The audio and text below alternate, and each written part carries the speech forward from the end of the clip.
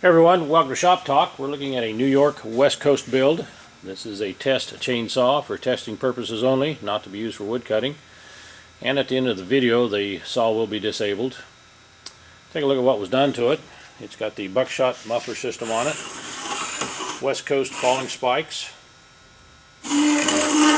max flow filter system, which is a really nice feature on these big saws. Really makes them breathe. Show you what that filter looks like.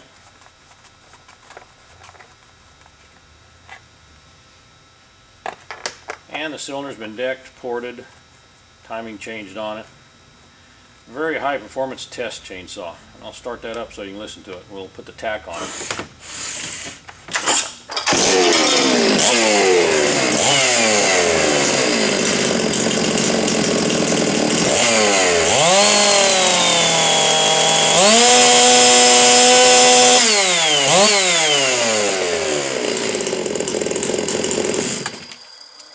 Saw is turning right at 14.7. I'll turn that down to around 13.8.